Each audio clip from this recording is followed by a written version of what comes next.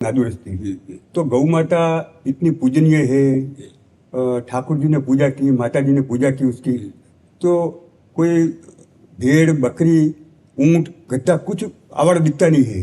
ये गौ माता जहाँ देखो वहाँ आवारा घूम रही है।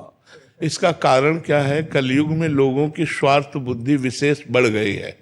अर्थ प्रधान बुद्धि हो गई, धर्म प्रधान बुद्धि नहीं हुई। धर्म का ह्रास होने के कारण जो हमारा धर्म का मूर्तिमान स्वरूप गौ है उसका तिरस्कार हो रहा है।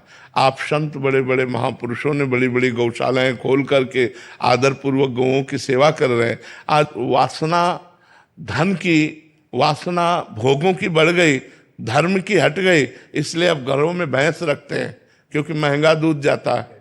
और गाय कम दूध देती है पर वो धर्म की स्थापना करती है, वो घर का मंगल करती है, घर के विघ्नों का नाश करती है। ये उनको पता नहीं है क्योंकि धर्म का ह्रास होता चला जा रहा है। कलयुग स्वार्थ बुद्धि बढ़ा रहा है। कलयुग में धन की बुद्धि बढ़ रही, धर्म की बुद्धि नहीं।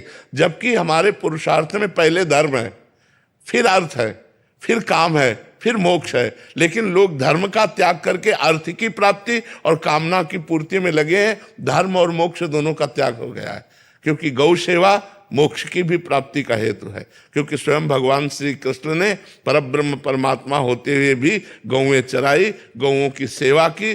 गौओं का दुग्ध जो है वो हमारे हविष्यान्न में आता है, यज्ञ की पूर्ति होती है, देवता प्रसन्न होते हैं और सारे विघ्नों का नाश होता है। स्वयं भगवान के श्री अंगों में गौ का गोबर लगाकर और गौ की पूंछ से निर्विघ्नता का प्रमाण दिया जाता था। तो ये गृहस्थ लोग जो आज दुखी अशांत, भाई भाई में झगड़ा, पूरे घर में अशांति छाई, उसका कारण यही है, धर्म का लोप हो जाना। अगर एक गाय, एक बछड़ा, आंगन में बछड़ा कूद रहा है और गाय के गोबर से लिपा हुआ आंगन है और गौ के दूध से भगवान का भोग लग रहा है तो सारे विघ्न नष्ट हो रहे हैं। लोग जान नहीं पा रहे हैं, लोगों की स्वार्थ बुद्धि हो रही महाराज, इसलिए हमारी गौओं की दुर्दशा हो रही है।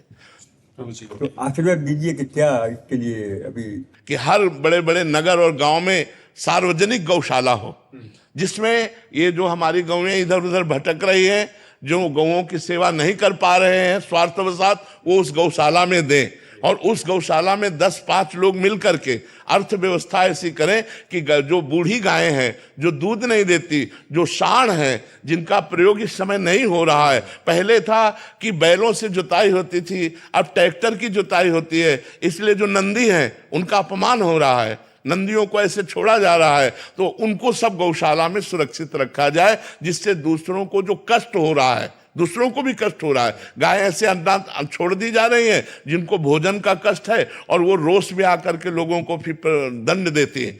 अगर छोटी छोटी गौशालाएं हर नगर में हो तो हमारी गौएं सुरक्षित हो जाए, हमारी गौओं की सेवा हो जाए तो हमारा राष्ट्र सुरक्षित हो जाए, राष्ट्र में विघ्न आना बंद हो जाए यदि गौएं सुरक्षित हो जाए। जहाँ गौएं कटती हैं, जहाँ गौओं का निरादर होता है, वो राष्ट्र दुख से युक्त होता है। कभी अतिवृष्टि, कभी अनावृष्टि, नाना प्रकार की प्राकृतिक आपदाएं उस राष्ट्र को दुख देती रहती हैं। ऐसा चाहे जहाँ भी हो, तो जहाँ गौ हत्या होगी, जहाँ गौओं का अनादर होगा, वहाँ दैवीय आपदा जरूर, उस प्रकृति वहाँ की कष्ट देगी उसको। गौ धर्म स्वरूपा है, जैसे वेद माता गायत्री है ऐसे धर्म माता गाय है।